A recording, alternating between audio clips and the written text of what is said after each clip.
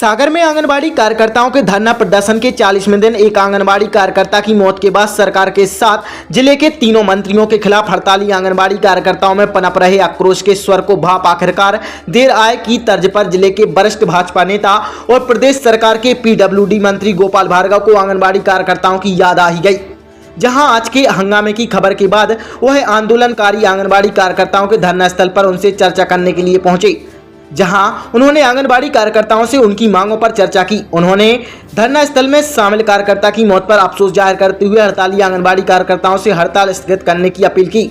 साथ ही उनकी मांगों को लेकर मंगलवार को कैबिनेट बैठक में सीएम से चर्चा कर एक प्रस्ताव लाने की बात भी कही और उनके प्रतिनिधि मंडल की मुलाकात का भरोसा दिलाया। मंत्री भार्गव ने इस दौरान मृत होने वाली आंगनबाड़ी कार्यकर्ताओं को शासन स्थल पर मदद की बात भी और प्रदेश की भाजपा सरकार को महिलाओं के प्रति संवेदनशील सरकार बताया। हालांकि वह फिर क्यों 40 दिन से हड़ताल जारी है, इसको लेकर पूछे गए सवाल को चतुराई से टाल गए तो बीते दिनों उनके लापता होने की शिकायत आंदोलनकारी महिलाओं के द्वारा दर्ज कराए जाने को स्टंटबाजी करार दिया गया।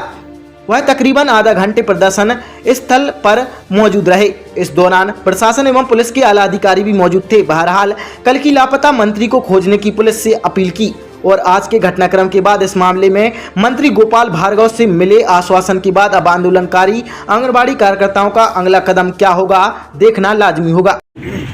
कई सारे के सारे सर्वे जितने होते हैं सरकार के, आप लोग करती बातों में 1 लाख रुपया महीने जिनको तनख्वाह मिलती है वो उतना काम नहीं करते जितना आप 10,000 रुपये में काम करते हैं।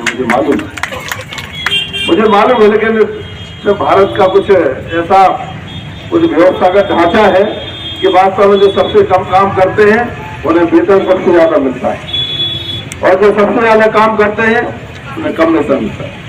ये बात सही है, मैं इसको जानता भी और स्वीकार भी करता हूँ। तो इस बात के लिए हम अपने मुख्यमंत्री जी के सामने प्रस्तुत करेंगे।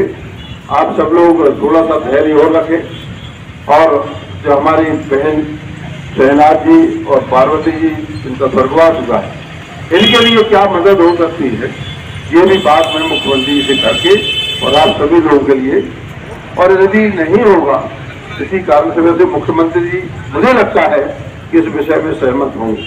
तो जहां तक अनुकंपा नियुक्ति का प्रश्न है, उससे राशि बढ़ाने का आपका वेतन जैसा बताया कि 1,500 बढ़ाया था, लेकिन 1,500 भी नहीं मिल रहा है। तो 1,500 के बारे में भी चर्चा करके नियमितीकरण का जरूर थोड़ा सा मुझे लग रहा है। लेकिन 2-3 बातें आपकी जो है मेरे 40 साल के राजनीतिक अनुभव के तौर पर मैं कह सकता हूँ कि शायद सीएम साहब उस बात को मान लेंगे। तो जिले का ही निवासी हूँ, सागर जिले का, और मैं लंबे समय से विधायक भी हूँ, मंत्री भी हूँ।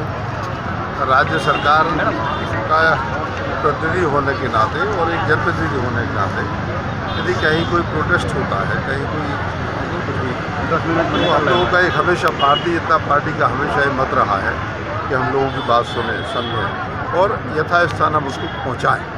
आज मेरी चर्चा हुई, हमारी बहन लीला शर्मा जी हैं, कुमारी जी हैं और भी पदाधिकारी हैं। यहाँ पर बड़ी संख्या में आंगनबाड़ी कार्यकर्ता और सहायिकाएँ बैठी हैं। कुछ इनकी मांगें हैं, जिन मांगों में इनकी अनुकंपा नियुक्ति की मांग है, कुछ इनकी मानदेय को बढ़ाने की मांग है, एक इनकी जो रेगुलाइजेशन है, जो नियमितीकरण उसकी मांग है, और भी 1-2 मांग है। तो मैंने कहा है कि मंगलवार को आज मैं मुख्यमंत्री से चर्चा करके समय नहीं लूँगा। मंगलवार को हम लोगों की सामान्य कैबिनेट होती है, तो मैं कैबिनेट में सीएम साहब के सामने पूरी बात को इनकी रखूँ कि हम लोग को पार्टी के एक वरिष्ठ या कुछ भी कह लें और राज्य सरकार में मंत्री होने के कारण से हम लोग ब्रिज का काम करते हैं। सरकार के और लोग रहते हैं उनके बीच में सेतु का काम। तो मैं आज इन्हीं के बीच में आया था कि मैं पहली बार आया, समस्याएं सुनते यथास्थान उसको पूछा। हमारे मुख्यमंत्री जी खासतौर से महिलाओं के बारे में, बच्चियों के बारे में बहुत ही संवेदनशील, और आप सभी लोगों ने देखा होगा कि पिछले वर्षों से जितनी ज़्यादा लाभ की योजनाएं महिलाओं के लिए चलाई हैं, स्वरोजगार की योजनाएं, अन्य योजनाएं, प्रदेश पूरा इसका गवाह है। तो मैं मुख्यमंत्री से बात करके और सब का पक्ष रखूँ। भाई साहब जैसे आपने बताया था, मुख्यमंत्री जी संवेदनशील हैं, आप महिलाओं के लिए संवेदनशील योजनाएं चलाते हैं। ये बहनें 40 दिन से 40 डिग्री से ऊपर के तापमान में बैठी, 3 मंत्री होने के बाद कोई भी नहीं आया, जिला प्रशासन ने यहाँ पानी तक की व्यवस्था नहीं की। आप कैसे और कल आपके नाम की लापता की रिपोर्ट भी दर्ज कराई है 3 मंत्रियों की। इससे कुछ नहीं होता, ना लापता, ये तो डायलॉगबाजी, उससे कुछ नहीं होता है। ये तो कोई मंत्री लापता क्या होता है?